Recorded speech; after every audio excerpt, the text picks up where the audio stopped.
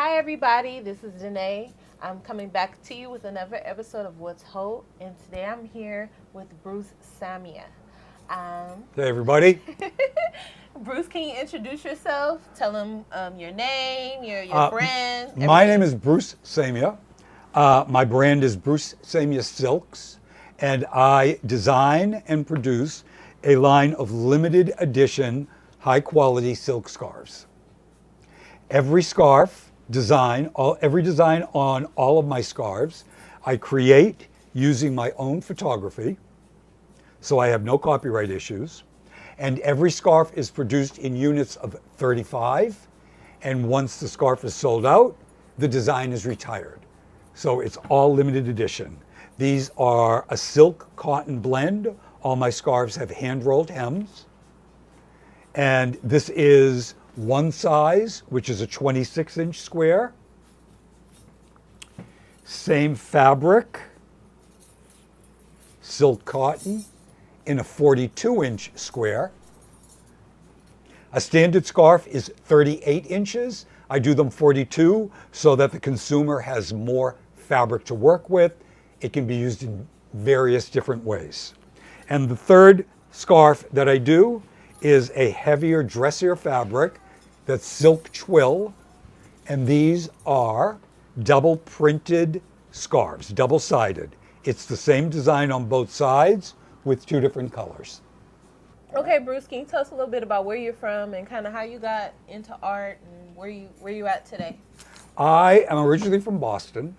I started out in art school doing graphic design and commercial art as opposed to fine art. And from there, I went to photography schools, et cetera, et cetera, et cetera. I accidentally landed in the hair salon world and ended up being a hairdresser in a salon in Boston for 12 years. Why you say accident? What was the first experience that got you there? The first experience was I had a friend who was a hairdresser. There was a salon in Harvard Square. It was just at the point where hair cutting in salons were becoming the big thing. Vidal Sassoon was coming along, yeah. all of that. There was a salon he got a job at in Harvard Square. The owner was giving classes once a week to his staff, teaching them how to cut hair.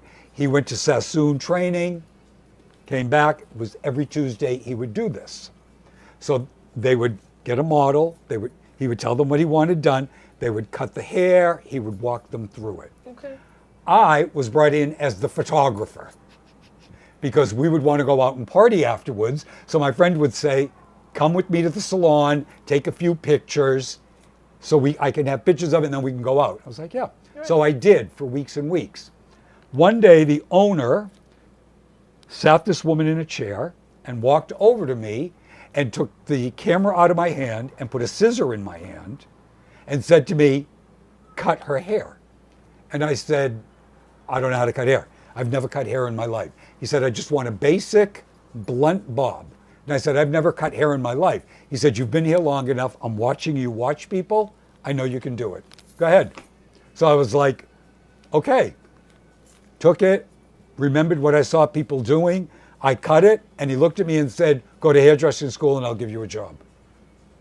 And I was like, okay, I can't get a job as an artist. I could go work in a salon and make money. So that's what I did. Are you serious? Yeah, that's exactly how it started. So then I worked in salons, and at the end of the 80s, I had just had enough of salon world and blah, blah, blah. I had a friend who had moved to South Beach.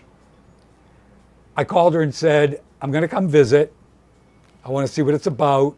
Went down, thought it was a pretty groovy place, went back to Boston and back to work. They just so happened to send me on a photo shoot in February to South Beach.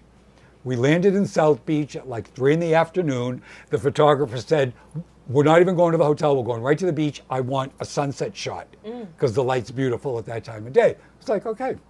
Walk down to the beach, do her hair, we're doing the photographs, and I'm standing there thinking to myself, I am standing on a beach in a tank top in February getting paid to comb somebody's hair.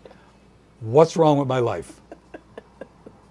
Went back, got rid of everything, told my boss I'm gone in 2 months, packed everything up, moved to South Beach, didn't know anybody. Got there and spent the first 2 years working on my art because I've always done art in between. I gave up everything. I gave up everything. I gave up a condo. I gave up a very good job. I felt like a weight had been lifted because it was monotonous. I was part of the salon industry in the 80s, and that was very high-end energy salon. We were booked every 30 minutes for a haircut. It was just boom, boom, boom, High boom, demand. boom, because it was all so brand new. I worked in Boston on a street called Newbury Street, which is Boston's equivalent of Rodeo Drive. So it was filled with high-end salons. So we were all in competition with each other. We all did hair shows together, blah, blah, blah. It just got to me. And I was like, I'm losing myself. I don't want to get caught up in this. Got in the car, and I was just like, whatever the universe is going to give me when I get there, I'll take. If it doesn't work, I can always come home. Start all over again. I do have a talent for hair, so I could always fall back on that and make a living out of it. So I spent the first, knew nobody. I knew one person. I called her up. I said, where do I even move to? She said, just so happens an apartment opened in my building. Here's the landlord's number. I called him. It was a small little 1-bedroom. It was dirt cheap, 2 blocks from the ocean on Ocean Drive. I said, I'll take it. If I don't like it, I'll move. Got there, ended up staying there for 10 years. Dang. It's when South Beach was really nice in the 90s. It was filled with... Cocaine was going through there. Yeah, I wasn't going to say it. But it was filled with models, photo shoots, Gianni Versace. Oh, that was yes. all of that time. Yes. So I spent 2 years working on my art and started to run out of money. I had a friend who was trying to be a photographer who got hooked up with the modeling agencies to take headshots of girls who wanted to be models. It was huge in South Beach then. Everybody went to South Beach. Everybody wanted to be a model. Everybody wanted to be a fashion photographer, etc. Gianni Versace lived there. It was very low key. It wasn't anything like it was now. Everybody knew one another. Everybody looked after one another. It was a whole community of people. Energy, yeah. Different energy. Gianni Versace his house was right on the beach. Yeah. In the morning, his staff would go down, lay out benches and towels. He and his crew would go down to the beach, spend the day. All the top models, Linda Evangelista, Christy Turlington, all of them would go there. You would walk by the beach and they would be like, sit down, have some lunch, come with us. Oh, we're going sailing today. We have room for 2 more people. Do you want to come? That's what the community of South Beach was like then. So starting to do that, I realized, I can make a living. So I started to do hair for photo shoots for the agencies in South Beach. That led to doing a couple of pilots for TV shows, doing a movie in Miami. One pilot I did in 2002 got picked up, and I got a phone call when we finished from the producer, and he said, the show's been picked up by ABC. The lead actress wants you to come out and be her personal. Do you want to come to LA? So I said, I don't know. Let me think about it. I'll call you back in an hour. And he's like, yeah, it has to be an hour. We need to serve you up these plans because we're starting to shoot really quickly. Down at the beach, smoked a J, sat there, looked out, and I was like, you know what? I've had 10 really good years here. Never been to LA. Let me see what that's about. They're going to get you there. They're going to find you an apartment, blah, blah, blah, blah, blah, blah. So I did. Packed everything up, 3 cats, drove across the country. Again, didn't know anybody. I knew one person here. I said, so I on the way, I went online to the LA Times, to the apartments. I said to production, where do I live? They said, Studio City, because it's a nice area because it's central to all the studios. found 3 apartments in Studio City, called the one person I knew that lived out here. And I said, do me a favor, drive by, tell me where these are. She called back and she said, oh, the Wyandotte Avenue is a really nice neighborhood. I haven't seen the apartment, but it's nice. And I was like, I'll take it. My job starts in 2 weeks. I need someplace to live so I can work. If I don't like it when the show is over, I can move. But at least let me land. And the show we shot for 5 weeks, then they pull the plug. Yeah, that's how Hollywood works. Now I'm like, I don't know anybody in this town. I got into the union, and the union helped me with a few little names, called people, and the rest was 20 years of history doing hair for TV and film in this town. In between doing my art, 6 years ago, I came up with this concept, was doing this on the weekends to try and get it started. So all of this research, all this stuff was done on weekends because, production. I was on big shows. We were working 16, 18-hour days. So while you were doing the 18-hour days there, you were still taking the time to put into learning. Correct. You have a drive. I came here. I moved, when I was in Miami, I was doing paper collage work on wood. I had a yard, I could sand wood, I could cut wood. I came here and I'm in a little apartment.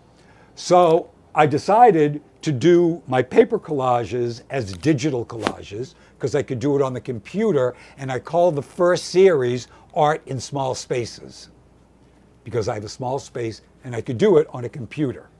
And I'll show you an example. This is what I've been doing here for a while, a couple of years. Okay, so this is a digital collage.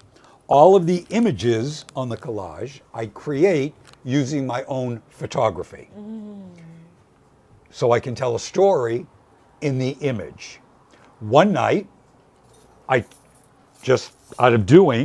took a small section of one of these digital collages, and I started to make patterns out of it. And I looked and I was like, wow, that actually could probably work as some sort of a textile. So I did a couple of images, and I was talking to friends, and talking to this girlfriend of mine, and I said, what do I do with this? And jokingly, she said, why don't you make silk scarves? And I said, oh, that's actually not a bad idea. I didn't know the difference between silk twills, silk cotton, silk charmeuse, silk satin. I knew nothing about that. So I was like, all right, well, let me start researching this because I like silks. Right. So I taught myself about silk. Then I was like, all right, let me have some samples manufactured. Sample process, it's a process actually to get it to where your scarves are now. Can you explain to people, because I think people have misconceptions about when they design things that the first time it comes out, it'll come out maybe great. Yes. Can you explain the process? It took a lot. Can I put this back? It took a lot of back and forth to actually find. Let me backtrack for a minute. So I had all of these samples and they were terrible. Basically, what happened with the silk was that the image was beautiful, but the back was white. So it would be just like, because they use the same kind of printers we use. So I have a friend who used to teach at FIDM. Okay. So I called him and I said, I have an issue. And he's like, okay. I said, I need to talk to you. He said, come down and take me to lunch and we can talk. And I was like, all right, great. So I went down there with the samples. I walked into his class. He was just finishing up a class. Before we left the room, he said, what's your issues?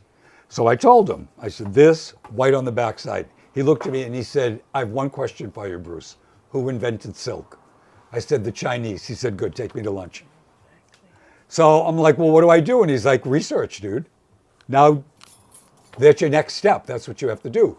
So I spent about 6 months researching manufacturers in China. Okay. The North eastern corner of China is all manufacturing. It's where all clothing is made, everything is done there. So I narrowed it down to about 3, had samples made, found 2 that I liked.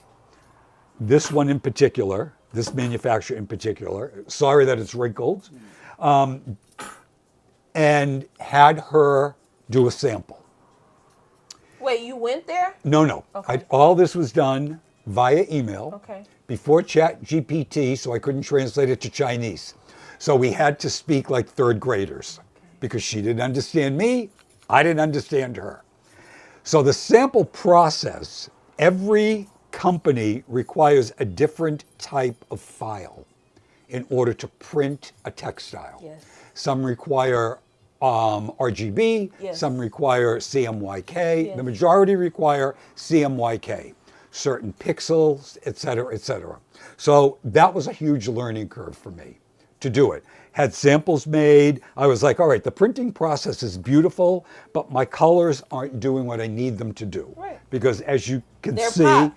I like color. Yeah. Okay. That's what attracted me to you. Right. Yes. I like color. Right. So it was a back and forth trying to figure it out because I couldn't get answers from her. Okay. Started to talk to a bunch of artists, friends of mine who do print work, et cetera, and realized that the certain way of doing all this is, yes, it's a CMYK file.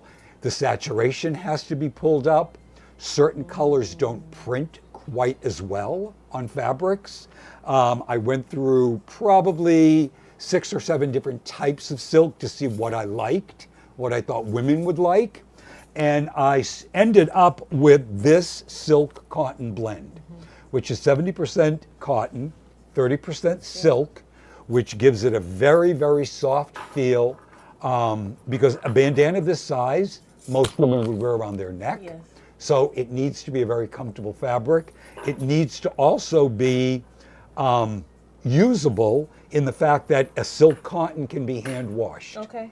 So this makes so it. these can be hand washed. This can be hand washed, cool water, mild detergent. I just put it in, rinse it out, roll it in a towel, snap it, hang it, it dries. When they need to get rid of this kind of wrinkling, a little steam, cool iron, brings it right back to new. Okay. So I settled on this fabric, had a bunch of samples made, realized upping the saturation, certain colors cannot be used alone. They could be used, for instance, this light pink can be used as an accent color, but if this were a whole scarf, it would not translate to the other side. Okay. The reason that, and I'm not trying to push China over the United States, but the reason that all high-end fabrics are produced in Europe, mainly China, England, Italy, and France. Like all the Hermes scarves are printed in France, all the Gucci scarves are printed in England, etc. The reason that they're done that way is because their machinery is industrial, number one. So what happens here is most fabric manufacturers use the same kind of printer I use, which is a high-end Epson printer, prints beautifully, but it doesn't have the pressure to go through the fabric. Industrial machinery Does that? Yeah. does that. So it pushes the color through the fabric. Makes sense. The other thing they also do is they use inks that are not allowed in this country. So that's what... Does that make the colors more? Correct. Okay. That's what gives me that kind of saturation. Look at the colors. Look, this is the one I love right here. Look at the colors. I mean, this is beautiful saturation. It's beautiful color. The detailing comes out beautifully, Yes. etc. Yes. So that's how I ended up on this fabric. The bandanas I make, I sized at 26 by 26 inches. A standard bandana is 23 inches. And what happens a lot of times with that is when women wear it around their head, it's too short and it sticks out. So I gave it a little bit of extra fabric so that Tie it. it can do that. Women can work different things with it. Most definitely. Then from that, in the same exact fabric of silk cotton, I went to a 42-inch square size. Standard scarf is 38 by 38. That's a standard Hermes, Chanel, all those scarves, all that size. I went with a 42 to try and make it a more unique product, a standout product from other scarf companies, and to also give women the ability to use it more. Right. Because of the additional. So you can create more uses with this. Correct. Tops. It doesn't have to just be a scarf. They're big enough to use as a top. Yep. You can even do a skirt. A skirt. It's perfect around a bathing suit bottom to dress it up. But, and again, because of all of the extra fabric, and because of the fineness of these fabrics, they literally can fold down to nothing. Yes. I mean, I could use this as a pocket square. Right. Because of the type of fabric it is. So those are the two general scarves that I make. Okay. All of the designs on all of my scarves, as well as my artwork, I create by using my own photography. So I have no copyright issues because it's all my own photography. I'm not dumb. I know these are on the streets of Korea for $5. I cannot copyright a design. So what I did instead was put my signature on every scarf, somewhere on the scarf as a design element. Again, trying to create something that's a little bit more unique, etc. Because I use my own photography, so I can tell you where every image came from, every scarf tells a story. It's automatically built into the product. Because now all of these images were photographed at the Huntington Library in the gardens, the Bonsai Garden, and the Getty. So it automatically tells you a story. This is the story of the Huntington and the Getty. Wow. Two of my favorite places. Yeah. This image is a photograph of a corner of a manuscript I photographed at the Getty. And then I took that design and repeated it to make a chain out of it. This photograph of the pagoda was photographed at the Japanese garden in San Francisco. These flowers were taken from a Chinese manuscript at the Getty. So inherent by nature, it tells a story. It's giving me East Indian vibes. Right. Wow. Color plays a major point in also telling that story. Then from this is what I want to ask you. Go How ahead. do you? Because you very much well have an eye for color. Like even how you put the color schemes together. How do you explain how you're coming up with the colors to pick for these scarves? Like I see the images, okay, Yeah. they're beautiful, but how do you? That's an art in itself. Can you explain that? In the beginning, I was trying to make a color palette across the whole board. Through Google Analyticals, scanning my website, I don't know if you use it or have seen it, but what it does is it gives you a monthly readout. This many people engaged on this page, this many people engaged on this page, women engaged on this page. I realized that the majority of scarves that women click on are blue. Okay. They tend to like blue. Okay. So I did a whole series of blue. I'm not even sure I can explain how my color sense comes along because I will just think of a color. Like for instance, when I started this, I started with a blank square and I said, I want oranges. So I laid down an orange, transferred this into a solid blue with a line around it and started to build the design. When the design started to build without any of this, I realized this blue and this orange doesn't go. Let me tweak this orange. Let me tweak this blue. Let me try green instead of a blue. See if that tells what I want to tell. So there's no definitive way that I come up with a color scheme. I went to see a documentary,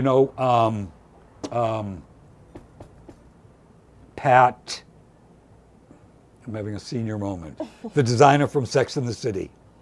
Oh, Patricia Fields. Pat Fields. I went to see a documentary on her. Okay. She had a very interesting take on color, which stuck with me and made sense. Somebody asked her, how do you make it work when you put a polka dot with a plaid and a stripe and it works on TV? And she said the pattern doesn't matter. If colors relate to each other and work with each other, any patterns will go together. True. And I was like, you know what? That is spot on. That's true. So then I realized, because like all artists, like all designers, we always question. I finish this and I question, I'm like, is that orange and blue going to really relate to people? Do you know what I mean? Are people really going to do that? The other thing you have to keep in mind with scarves is very rarely a scarf seen like this. A scarf is seen either like this, like a bandana. Yep. It's seen like this, as a wrap. So when designing now, and I've learned all this through the years, so that's how the whole product grows. I've realized that the majority of people are going to wear a scarf like this. So what is it that that people are going to see when they see this? They're going to see Very color. smart. They're going to see smaller flowers. They're going to see either contrasting colors or colors that mute and all go together Right. and Right. become Because you're thinking about how they're going to wear it and what's going to stand Correct. out with how they wear. How is your design going to stand out with how they're going to wear it? correct. Because also, not only that, a woman could wear a scarf just like this. Yeah. So one thing I do with my scarves, if you've looked at Hermes scarves, which are magnificent, it's usually a scene that you view one way.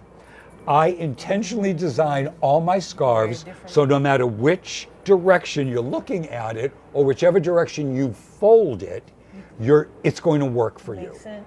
Okay?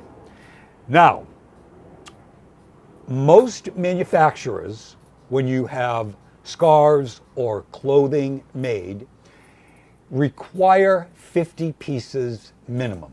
Okay? When I found this particular manufacturer, which I've been with for 5 years, because they do magnificent work, I had no money. I was putting money into samples, all kinds of things, and I'm like, I can't keep throwing this money away. I don't even know if these things are going to sell. What am I going to do with 50 scarves? Nothing sells. So she allowed me in the beginning to only make 25 of each scarf, Okay. which allowed me to make two more designs to add to it. And I said, let me see how these sell, what sells, what doesn't. I have no idea if people are even going to like what I do. So that went on for a couple of years, and then she wrote me and said, do you think you can make your order at least 35? You don't have to do 50, but could you do at least 35? And I said, yes. So I do 35 of each design, which gave me the idea of making these limited editions. So every scarf is produced in units of 35. One I use for sample, one I keep for myself. You as a consumer are buying one of 33. Once the scarf is sold out, the design is retired. I may take portions of this, change the colors and reuse it, but this will never be done again. So you as a consumer are buying a one-of-a-kind, One-on-one. unique piece. Yes. Because there's only 33 of them available in the world, Right. and that's it. Right. So that's how I kind of came up with that. So these were my bread and butter because it's a low cost to manufacture. I can sell them for low cost. Online, I sell these for 35. At the fairs, I sell them for 25. Yeah. Okay, so they move. Okay. 25 bucks, they move. Okay. Okay, these the same way. I sell for 75 online, at the fairs, 65, some fairs down to 55 if I have a lot of stock to move. Okay. So this has become my bread and butter. So now I wanted to expand to a higher end product. Okay. So I kept the same size, 42 inches by 42 inches. I had a couple of silk samples made to find a fabric, and I landed on this silk twill. Okay? Silk twill, I don't know if you know silk twill. So it's got a drape.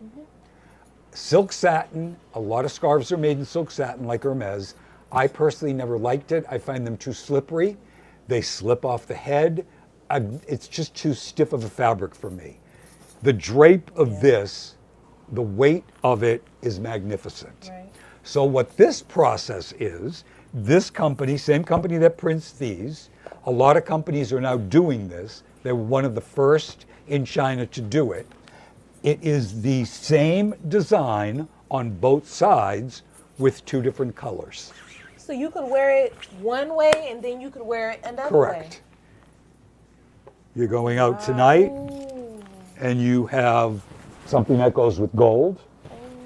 When it is tied, you're getting a peek of the other side to throw you a color.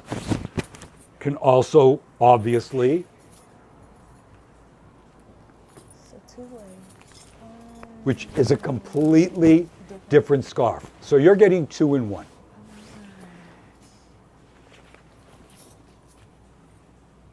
And the design on this fabric, for instance, I have a friend who lives up in Seattle, up in the foothills of the Catskill Mountains. Beautiful house, buried in the forest.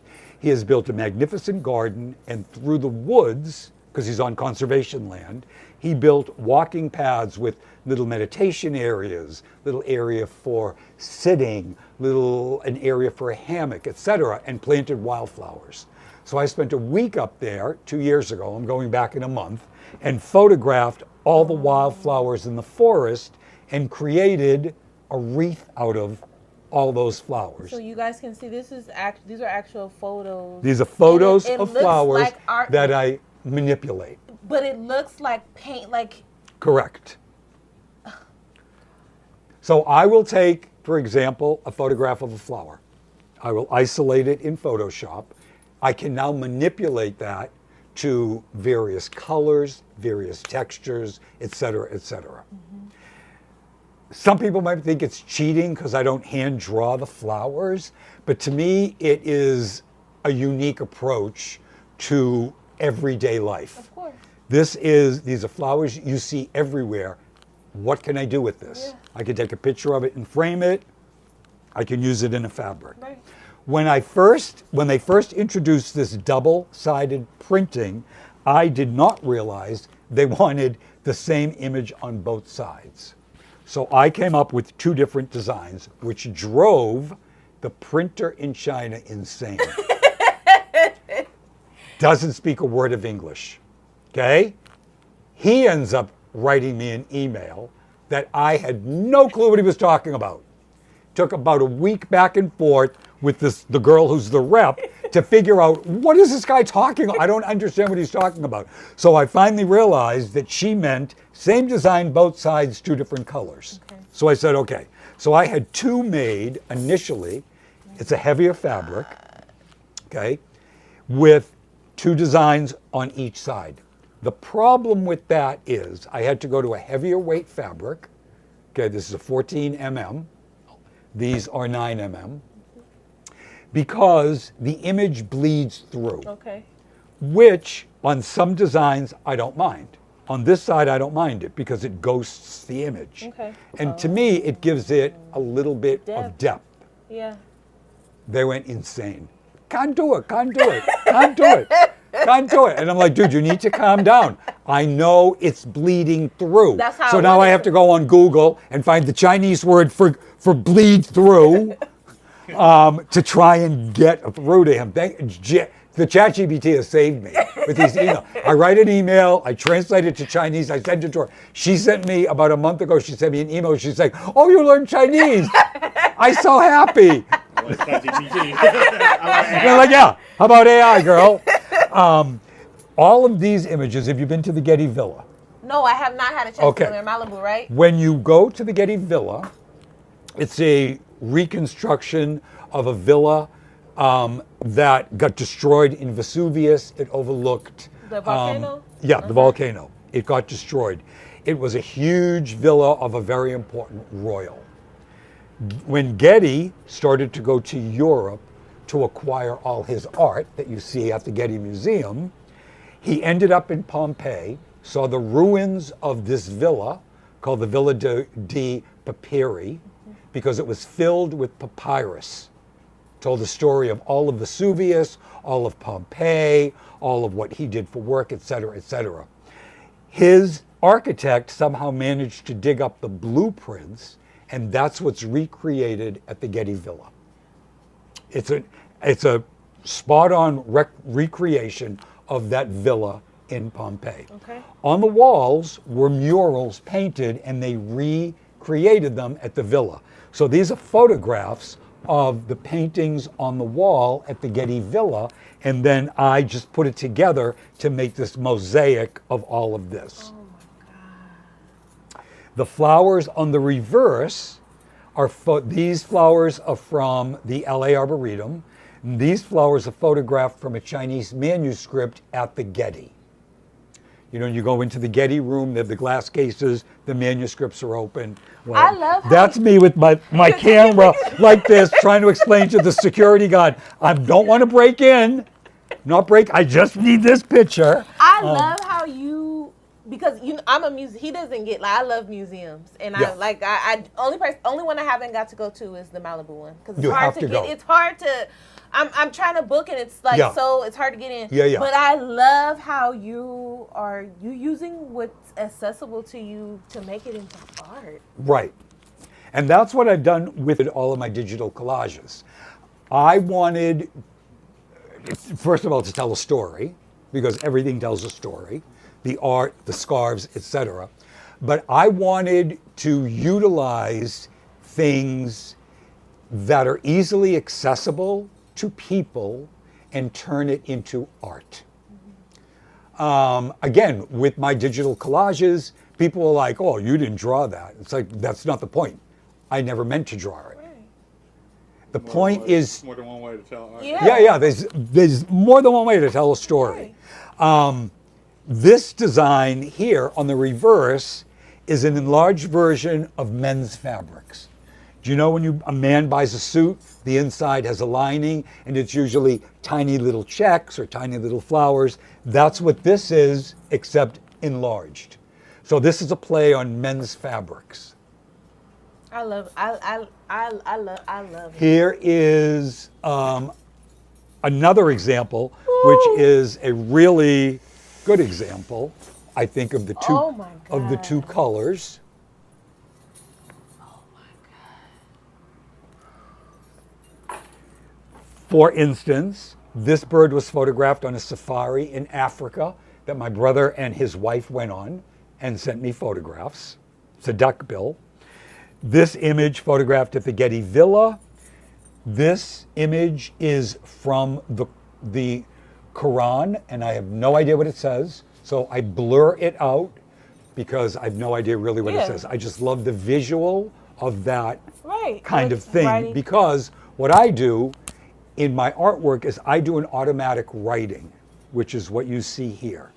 It's based on Arabic writing, and I do it as an automatic thing. Initially, I tried to create an alphabet so I could tell a definitive story. Total disaster. So I decided I'm just going to do a But it's scribble amazing. that resembles it. And I'll show you what I do on the collage after they're created, and all of this is my own artwork, photographed from a book, etc. What I do after it's done is I do a scribble writing based on architectural shapes, etc., that mean nothing. The whole process behind my art, which translates to the scarf, is that when you, a viewer, look at the work, there'll be an image in here somewhere that you can relate to. For instance, oh my God, a seagull. When I was young, I used to go to the beach with my grandmother. We used to chase the seagulls. This now becomes your story. So this writing now becomes your story. You can make that whatever you want. And that's how I try and engage the public with it. So I took that concept, You see this here? translated it into fabric. So this, all my writing, which is a scribble writing. So this now becomes a story that belongs to you. Again, my signature as a graphic design. So that's the one side, Wow, and the whole this. and there's the other side. So this I wanted to do when I started to design this, which took a while because I kept adding and taking away, et cetera, et cetera. I wanted this to be just an absolute riot of color because these two colors really kind of don't go together, but they work. They do though.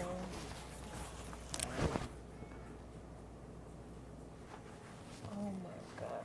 You literally can wear that 2 different ways. Correct. Like literally. Correct. And someone, they wouldn't even know that's how different the 2 No. designs are. So you're ending up with 2 scarves. Yeah. I have a scarf that'll go with this will go with. But this something. could go from day to even Correct. from day to evening. Look at the color and look at Correct. here. And because it's a silk twill, it doesn't wrinkle quite as easily. Okay, I see. So something like the cotton wrinkles. Yeah. Silk cotton wrinkles. Silk twill is very forgiving. No, I see. Once Because even it- on the folds, you look how it's straight, but it's just Yeah, where the folds are. but Yeah. once you put this on and start wearing it, it kind of flattens itself out a little bit. All these need to be steamed. They've been folded and blah, blah, blah, blah, blah. Yeah, so that's kind of what those do. This is another example of the double. This is a more subtle, color combination. What were you thinking with this one? What? This is a photograph from an old manuscript of a flower. Okay. I changed all the colors, I manipulated the color, manipulated the shapes out of this, my signature done here. This is a more subtle transition between the two. So this would be black background, green border with orange edge, and that would be a blue. So it's a much more subtle, but it's still enough so that there's a change from what you need. And again,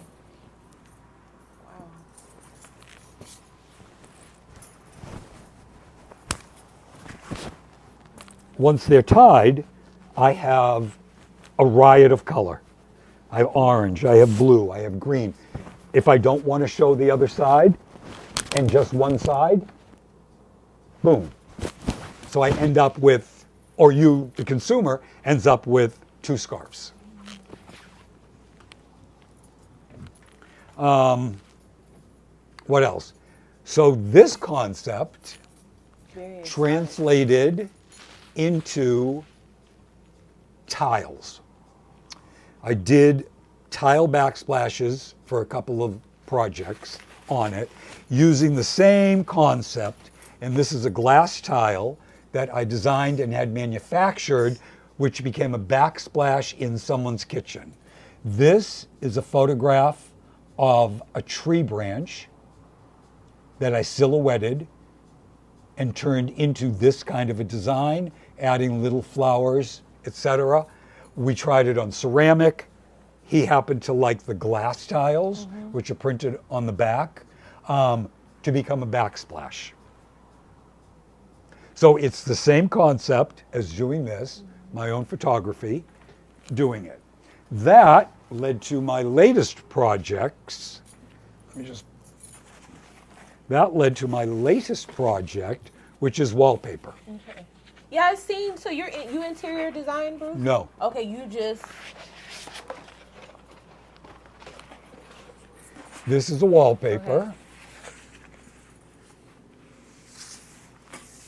that I designed for a house in Florida. it was going into a guest bathroom. It had to be a washable paper, heavy duty enough for the Florida humidity. This is the design that's on the tile. That's a tree branch, just a flower branch on the ground, done with these. Making a specific color blue for that client. Okay. This was back and forth for over a month with colors and a blue. No, I don't like this blue, I like that blue. Then trying to have it manufactured and have paint to match. It ended up working out, but it was a very long process. Tedious. Well worth the process, and I will show you what the bathroom. That's the wallpaper up. Oh my God. It gives like a vintage feel. Yeah, her taste is kind of, I want to say it's a combination of like modern traditional. Yeah. It's one of those big houses in Florida they just bought on a golf course, those mammoth things. And she wanted to keep it a little modern, but she has a traditional flair to her taste. So that's how we kind of came up with this. You can see that. You can see that. I love it.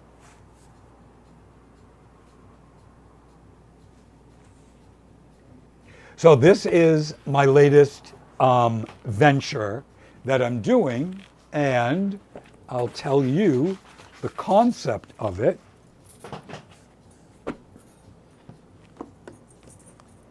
Okay. The concept that I came up with, and I'm not promoting to anyone yet, so I haven't gone to design districts or anything because I don't know how to copyright this, and I know somebody's going to steal. I'm sure other people have done it. I'm sure I'm not the first person who thought of it, but this is what I came up with for this, is to come up with a black and white stencil design. So you as a client will say, oh, that design is really kind of interesting. Now you and your decorator, can sit and figure out color combinations that would work for you. So it's almost a do-it-yourself thing, and it kind of harkens back to my whole concept of having the consumer or the viewer personally involved in the process. Okay. So they can change that. I like this. I want to change this color to pink or blue in the back. They can do, I just put out some examples. A dirty green and orange, a blue and a light blue, a blue and an orange for contrasting. Here's this basic design. Now this basic design can be a 27-inch roll of wallpaper. That can also be blown up to be a giant size. The whole thing is about what the design is. And just to show people, here are some color combinations I came up with for that. Another one. Beautiful. That's cool. And here's that wallpaper. That's the original design in black and white. Okay. And to show the client, I did one in brown and black. I did one in this kind of a color. And it looks drastically different with the color scheme. Like that's the cool thing. It looks, from design to design, it looks different with the color. And not only does it look different from color, but here's an example of the difference in sizing. Here's what she chose, the size. So that's the size that's on the wall. Could also, I did a larger size for her to see if that would work. Oh, I see. Same design, and that's what I meant by any of those designs can be expanded. So it would look bigger. different on the wall if Correct. it was this. It would look it would give you a completely different feel because it would look more graphic. It'll be bigger. Works better in a bigger room, et cetera, et cetera. Right. So that's where I'm at. So Bruce, do you manufacture? Do you go to deal with The manufacturer for the wallpaper is in North Hollywood. Okay. One of the best wallpaper printers in Los Angeles. Okay.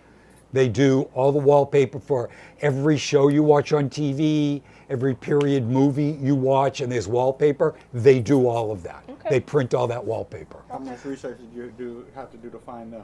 Say what? Did you have to do a lot of research to find them? No, actually not. I found them years ago, had a sample made, because I thought, gee, I'd like to do wallpaper. It never went anywhere. So when I went back to do this, I was like, let me see if they're still in business. They were. They've expanded. They're huge. It's called Aztec, A-S-T-E-K. And that's all they do is manufacture wallpaper. They will design wallpaper for you, et cetera, et cetera. How did you get people that come to you wanting to say, hey, Bruce, can you make this like...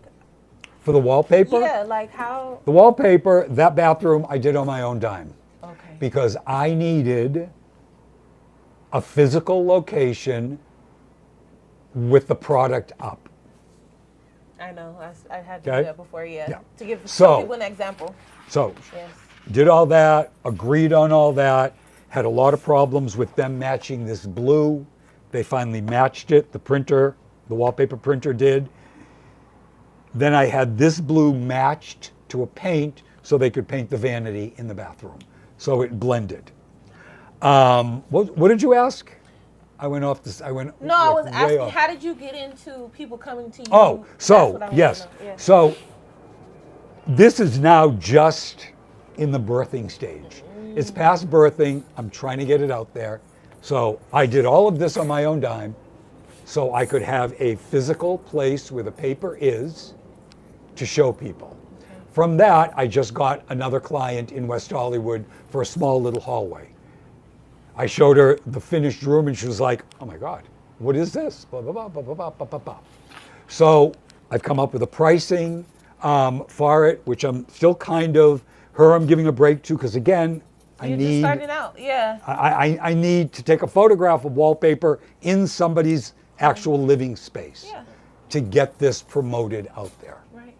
That makes total When sense. we do it all the time. Man, I spent a lot of money. Yeah, no, I mean, you know what this is like. Showing concept. This is just, I mean, it's Thousands of dollars. nonstop. I know. And it was fine when I was working. We had a year and a half of a strike. I haven't worked in a year and a half. Oh. No, I know, Bruce. I tell people, I'm like, we could have already bought a house already with all the money we spent on our careers. Yeah. Oh, absolutely. Yeah. Absolutely. I mean, and it's not just the production end of it, it's the research end of it. And it's the amount of product you have to have done.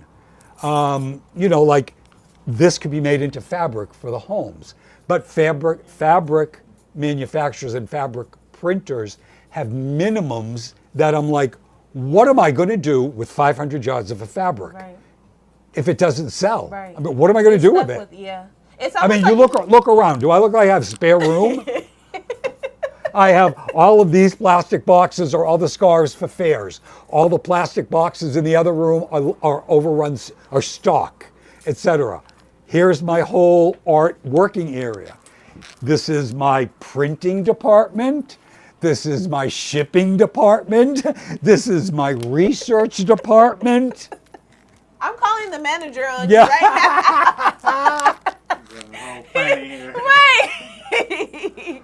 But yeah, I would love a bigger space, et cetera, et cetera. This is You're doing but a year and a half of a strike. of course. I have to stay here Of for a little course. bit No, you're doing amazing. Like until I get it. my mouth is like, I'm in awe of you, of how creative you are. I'm learning a lot from you too, but I'm really in awe of your work. Now, it also depends, you know, I will say this, and it's not to disparage you. I originally was like, I'm going to make high-end scarves. And then when these double scarves came along, I was like, oh, great. And I started to compare prices to high-end scarves online, and I'm like, oh, yeah, I could charge like $350 for this. And I'm like, who am I kidding? I'm a nobody. Nobody's going to do that. So I realized that, especially from doing the fairs, that what my consumer market is for now. I went into door to door to 1 million stores, boutiques in Beverly Hills. Nobody wants to buy anything. Really? Yeah, they didn't want to buy. So it's demand. They don't see it. No, Yeah. People are wearing these. Yes. now. but I'm a nobody. Yeah. I don't have a high-end manager. It's like I will go into a store. I did 1 million stores like 2 years ago, and I gave up. I'll walk into a store and say, hello, my name is Bruce. Can I speak to your accessory buyer? Oh, they're not here. Here's their email. You write them an email, you never hear back. So talking to people, I realized, well, maybe I need a marketing person and a PR person. I must have hired 7 PR people who just absolutely took me for money and did nothing. Because when you're approaching a store, an accessory buyer will respond to an email that says, hello, my name is Bob Jones. I own a PR managing company. I am repping this person that I think you should take a look at. They'll pay attention to that. When they get an email that says, hello, my name is Bruce Samia, and I'm a surface designer in LA, and I have designed a line of limited edition silk scarves, delete. Yeah. Until so-and-so wears it or something like that. Correct. So that's what started me in doing the fairs. I was stuff out there. As soon as the lockdown was lifted, I heard about one fair called the Jackalope Fair, which is a great one. They do 2 in the spring, 2 in the fall. It's a great market for all kinds of vendors. They've gotten really huge because everybody wants to be a vendor. Everybody during the lockdown came up with some sort of craft project to keep themselves occupied. Yeah. So now they want to get it out there. Jackalope, the vendor costs have stayed down. All the other fairs have gone up and up because there are so many people that want to be vendors. So doing these fairs, I realized my market and my big seller is an everyday person, an everyday woman. Let me come up with an inexpensive bandana that has a good look, can appeal to people, and is in a price range that doesn't scare people away. Yeah. So I came up with the silk cotton, 2 of my best sellers. Very interestingly, psychology of people that I learned doing fairs. On a scarf like this, I sell it for $175 online. At the fairs, I marked them down to $145. They weren't really moving. Then I marked them down to $135. They started to sell. Couple of fairs, I marked them down to $125. They flew off the shelf. Because I realized the same thing happens to me. I actually laughed at myself when I thought of it. I'm like, Bruce, you do exactly the same thing when you go shopping. When you tell somebody $125, in your mind, it's $100 and change. Yeah. You tell somebody $135, automatically their mind goes to $150. Yep, that's true. So tell somebody $135, they're like, I don't know if I want to spend $150 on a scarf. I tell somebody $125, they're like, oh, no problem, okay. And so from that, I realized, this whole thing that we do is a huge learning curve.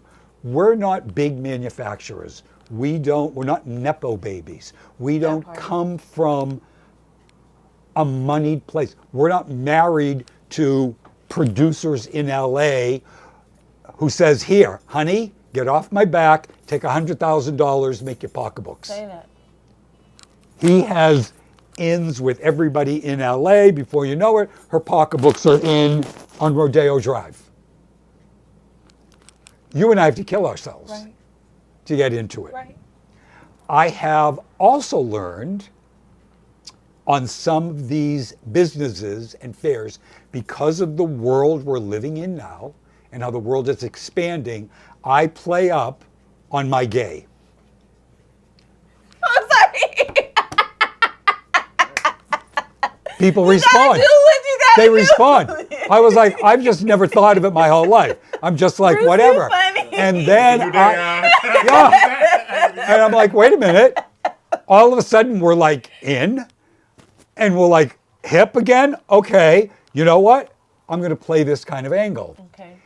It's the same thing with black women. I encourage every black woman I know, and I know a lot, play that up in your business. There is a fair that I did, wasn't too successful for me, called Unique Fairs. wonderful little trade thing run by a black woman and a Latina woman, and they like to highlight with their vendors black women and gay men. So I'm like, hello. All right, I'm not a black woman, but I definitely fit the other. Okay. But that's what's happening in the industry. And I don't mean to harp on it or make sound like I'm being whatever because you guys are here, but it's becoming so much more respected now with what's going on in politics. It's unbelievable. I mean, I don't know if you've watched the DNC the past couple of nights. It is unbelievable. We are a unified nation. There is no more. That was America, what you looked at. Right. It was black, white, Indian, Chinese. No, you it know was, what, Bruce? For real, like even with how I dress or my locks or certain things, like I was like you when I called you for the interview. I was like one of those people like, well, I don't want to be in front of the camera. I'm this. I'm like, you know what? I have a unique look. I like to dress. You need to use that to your advantage. Absolutely. You know, this is like, I mean, you can record this, but I mean, whatever. This is a heart-to-heart with you. Yeah. Let me use this to my advantage, and I know people, I know how to talk. Let me use it to my advantage and get on camera so I can get where I need to be instead of trying to sit here and play the back. Absolutely. And I'm going to play this political thing where nobody's going to see who I am. No, it's not going to no work. more. You need to make a brand. You need to, I remember just because of how you carried yourself and what you had. That left a mark in my head. So same thing, same impression. Like I felt the same way. Like this is what I have to do. No, absolutely. You have to embrace your heritage. You have to embrace your life, your lifestyle, your color. That is playing huge in business right now. We have our first, and I'm being positive because I know we're going to do it. We have our first mixed race female president. Right. I have waited my entire life for a woman president. Mm-hmm. The fact that she's mixed race, I'm knocking on doors. Right. I'm like, you've got to get this woman in there. Right. End the conversation. Right. Right. Most definitely. I agree. We're making it's leaps and bounds. Yeah, absolutely. So yes, there is, in my opinion, nothing wrong with you playing that card. There's nothing wrong with me now playing that card to when I need to do it. Definitely a gym, definitely a bar. We call that like that's knowledge. Like, I mean, you gotta understand it was a disadvantage so long. They didn't have no problem when it was a disadvantage. No. So you got Yeah. Not at all. It's the same thing with you as a filmmaker. It's a lot of doors. There's a lot of new doors. You had to knock down a lot of doors when you first started. I mean, you're going back. I stopped knocking. I just even started 15. stuff. Yeah. I mean, you're going back 15 years. Now you're embraced. Yeah. The majority of it's very interesting. You can see it from an observational point of view. The majority, when I worked in the industry, I worked predominantly in streaming or films. I didn't do network TV. I did very early in my career, but I did a lot of higher end streaming. And what I definitely noticed over the past, before the strike and blah, blah, blah, over the past couple of years, the majority of directors I work with have been African American, have been Latin, have been Indian, have been women.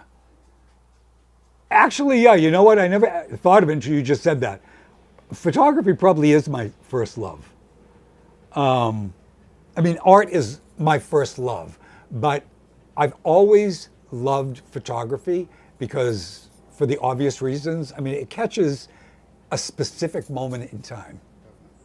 And that's been my whole thing with my art, is that, again, like I said to you with the writings, a viewer could relate to an image, it then becomes your story. And that's the story, again, that I want to tell with the scarves. Well, you know what? I wish I had really, really good advice because I'd be much more successful. Let's give them advice. You know what I mean? Yeah. So I would probably say what everybody says when you're doing that. You need to believe in yourself and you need to follow your dream. But most importantly, you need to believe in what you're doing. Starting all of this, I had many nights of second guessing until I sat, meditated one night, and realized I believe in what I'm doing. I believe that I have a product that the public wants. That would, I mean, I know it sounds like cliche advice, it's what they give everybody, but that's really, you need to believe in yourself and you need to follow your dream. I don't care what it is. True. It doesn't matter what it is that you do, but you need to believe that what you do can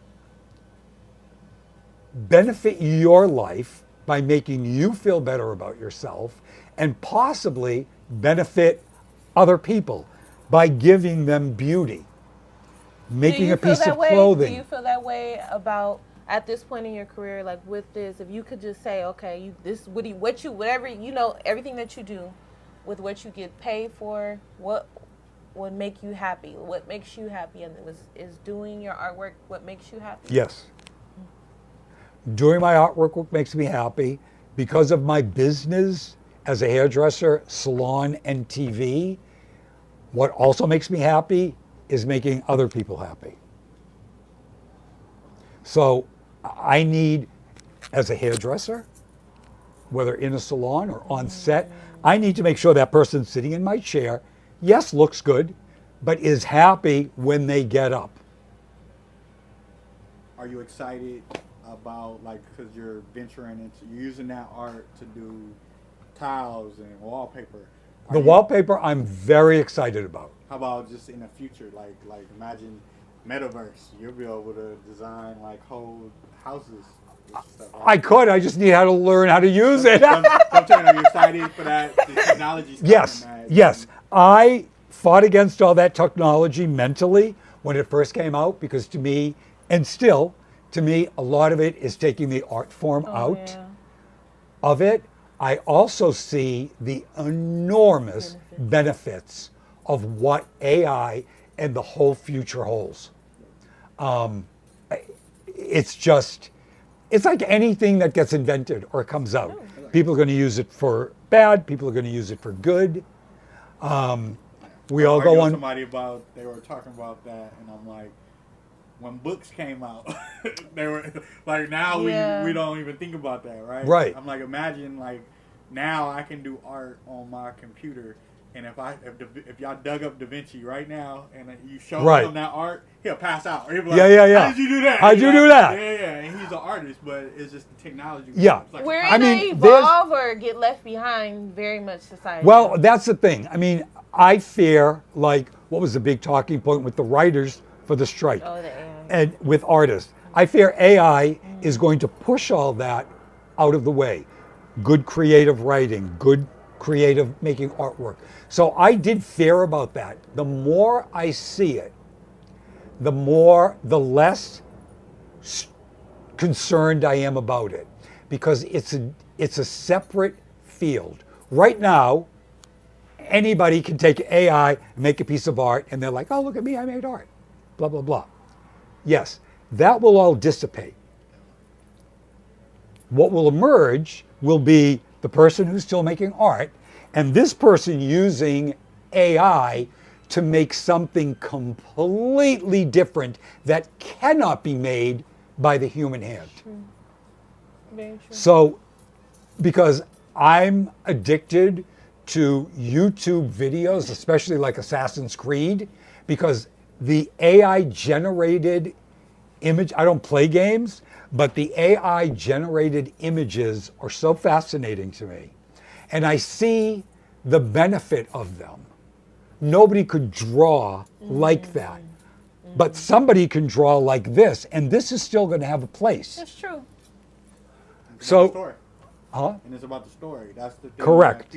So, Bruce, from the bottom of my heart, I really want to thank you. From the moment I met you and I seen your work and you explained the story to me behind your work, like I fell in love with your scarves, I fell in love with your story, and from the bottom of my heart, I really want to thank you for the time that you gave me today. And I also, I want everyone to know where they can find your stuff at first and foremost. So can you let my audience know where Thank you, both of you, for this. It's been a great experience, great energy. My website is my name, Bruce Samia. The website is brucesamia-silks.com. Get that. Got it. Okay. And I'm gonna put it up. Yeah. And I want to let you guys know that me and Bruce are going to be doing a collaboration together. So I want you guys to be on the lookout for that. And just keep checking in with me on what's Haute. Yeah. Thank you, everybody. Thank you so much. It was an absolute pleasure meeting you and talking with you guys. Thank you, Bruce. Thanks.